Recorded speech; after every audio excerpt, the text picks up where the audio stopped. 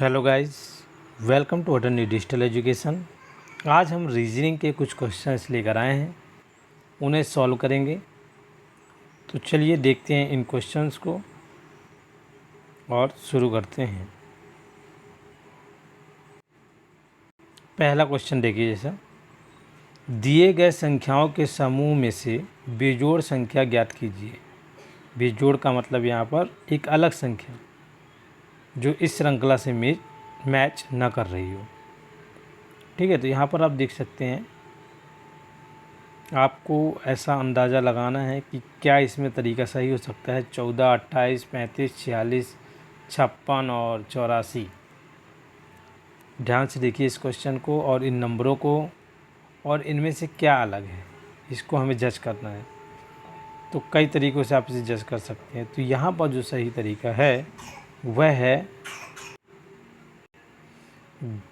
देखिए जैसे 7 से जो डिवाइड है 14, 7 से डिवाइड है, 28 भी डिवाइड होगा, 35 भी डिवाइड होगा, और आपका 56 और 84 पूरी तरह से 7 से डिवाइड हो जाएंगे। लेकिन यहाँ पर जो 46 संख्या है वह डिवाइड नहीं हो पाएगी, ठीक है, 7 से। तो ये एक हमारा लॉजिक यहाँ पर लगेगा, और यही लॉजिक इस संख्या को बाकी संख्याओं से अलग करती है। तो हमारा जो सही आंसर होगा वह होगा 46। ठीक है, तो 46 को हम यहाँ पर अलग कर देंगे, तो यही वो बेजोड़ संख्या प्राप्त होगी हमें। अगला प्रश्न देख लेते हैं। एक और प्रश्न आपकी स्क्रीन में देखिए। यदि सफ़ेद को पीला कहा जाता है, ध्यान से क्वेश्चन पढ़िएगा 2-3 बार। यदि सफ़ेद को पीला कहा जाता है, पीला को नीला कहा जाता है, नीला को लाल कहा जाता है, लाल को काला कहा जाता है, काले को बैगनी और बैगनी कहा जाता है, बैगनी को हरा कहा जाता है, तो बल्ब से निकलने वाली रोशनी का रंग क्या होगा, हमें यह बताना है। तो बल्ब से जो रोशनी निकलती है वह पीली निकलती है, और यहाँ पर आप देख सकते हैं लाइन, उस लाइन पे हम जाते हैं कि बल्ब से जो रोशनी निकलती है पीली, और यहाँ पर पीले को नीला कहा गया है। पीले को क्या कहा गया, नीला। तो हमें बताना कि बल्ब से निकलने वाली रोशनी का रंग नीला होगा। ठीक है, तो ये हमारा सही आंसर होगा नीला। अगला प्रश्न देख लेते हैं। ध्यान से प्रश्न को पढ़िएगा, और एक डायग्राम मैं आपको दिखाऊंगा, वैसा उससे जमाते हुए सॉल्व करेंगे इस प्रश्न को। एस और के भाई हैं, डब्लू एस की माँ है, एम टी की माँ है। यदि टी के का पुत्र है तो डब्लू एम से कैसे संबंधित। यह 4 प्रकार के रिलेशन दिखाया गया, सास, बहन, ससुर या माँ, हमें उसे बताना है। तो चलिए इसे एक डायग्राम के माध्यम से समझते हैं, जैसे कि हमने सॉल्व किया है। देखिए इस डायग्राम को, जैसा कि क्वेश्चन में कहा गया था, एस जो है, एस और के भाई हैं आपस में, डब्लू जो है एस की माँ है। यहाँ पर आपको दिखाया गया है डब्लू और एस के बीच में संबंध माँ का है, जहाँ पर डब्लू माँ है। और यहाँ पर फिर बताया गया है कि टी जो है के का पुत्र है। तो के तो यहाँ पर भाई था, तो ये पुल्लिंग हुआ। तो यहाँ पर जो टी और के बीच में संबंध पिता का हो जाएगा। ठीक है, फिर उसमें बात कहा जाता है कि एम जो है टी की माँ है। तो यहाँ पर माँ, टी और एम के बीच जो संबंध है, यहाँ पर एम माँ है। तो इस प्रकार से जो है टी जो है पुत्र कहलाया एम और के का।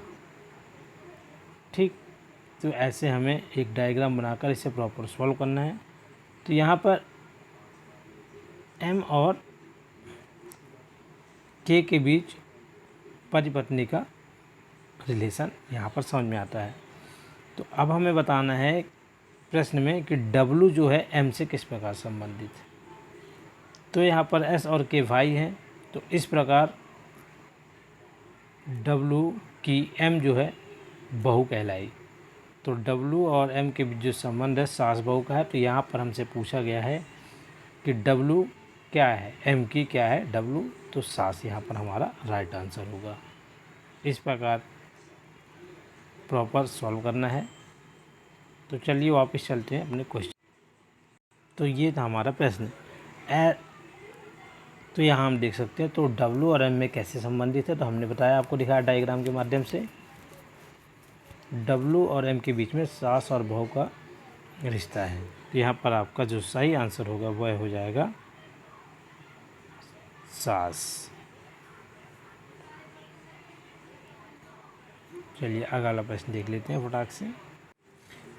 अब देखिए यहाँ पर समानुपाती का प्रश्न है। यहाँ पर जैसे मेहनती का दृढ़ निश्चय होता है तो वैसे ही खुश का क्या होगा, क्वेश्चन मार्क। अब आप लगाइए दिमाग।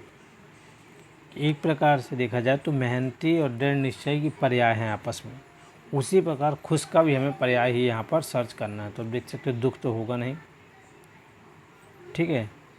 अब यहाँ पर 3 ऑप्शन हैं और उत्साहित, प्यारा, प्रफुल्लित करने वाला।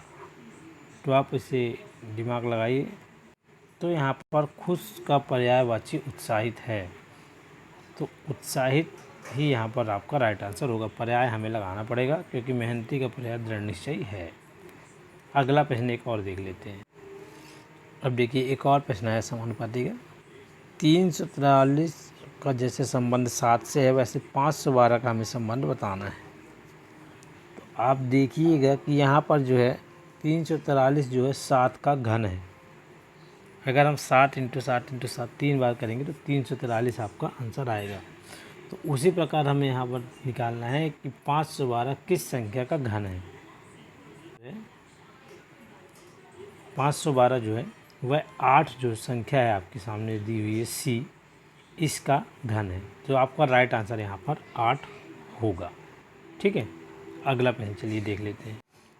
अब देखिए इस प्रश्न को देखिए, संख्या में गलत संख्या पहचानना है। अब संख्या देखिए और दिमाग लगाइए। 0 1 1 2 3 5 8 13, यहाँ पर जो आपको 20 34 ये सारी संख्याएं दी हुई हैं। तो अब हमें दिमाग लगाने कि ऐसी कौन सी अलग संख्या है। तो आप इसमें देखते हैं एक प्रकार की फिबोनाची संख्या कहलाती है।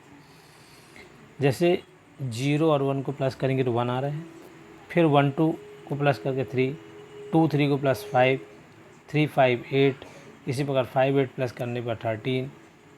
तो हर 2 संख्या अपने अगली वाली संख्या का योग ही है, तो 2 संख्याओं का योग जस्ट अगली वाली संख्या आ रही है।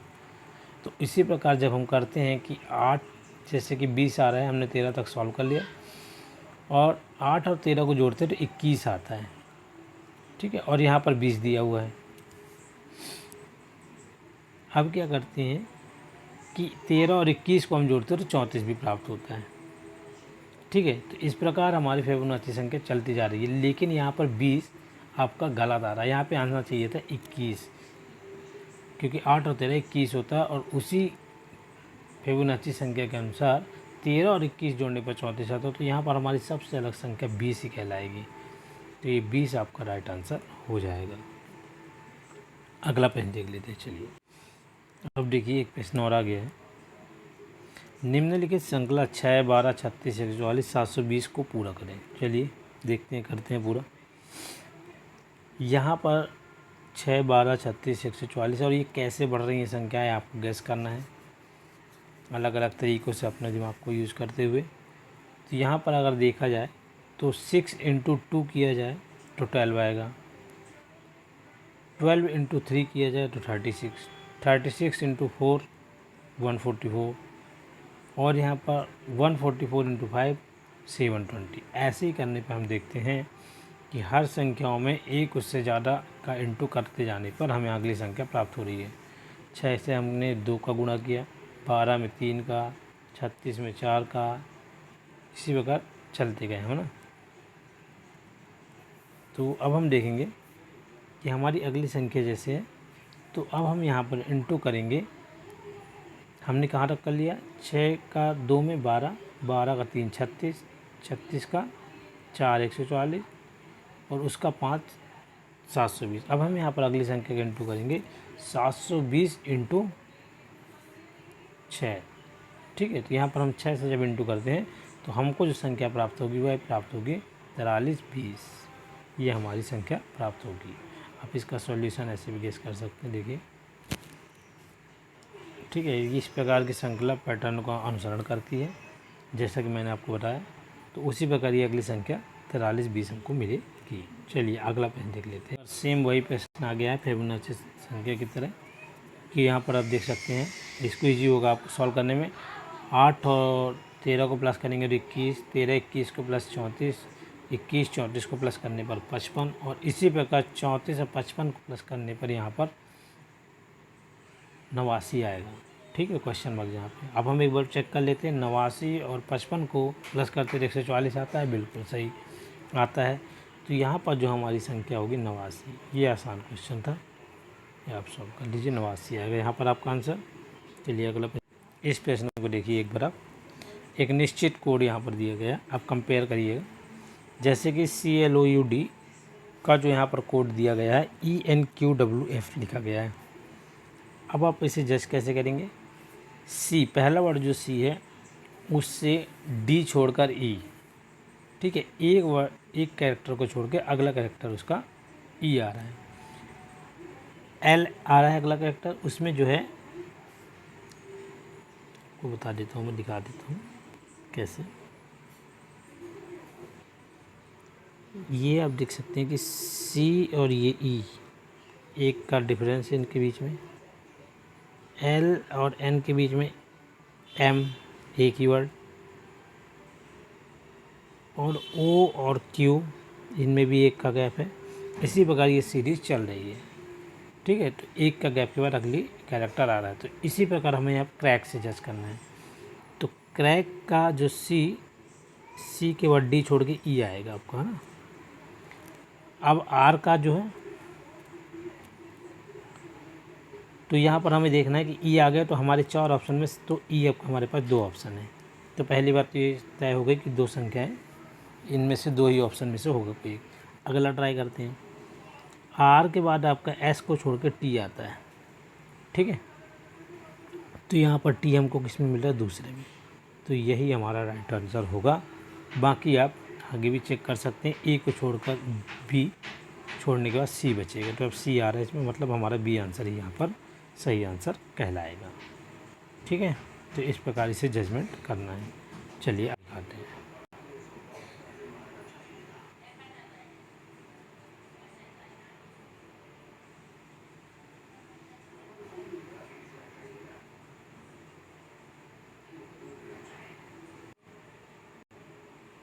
चलिए इस प्रश्न को देखते हैं।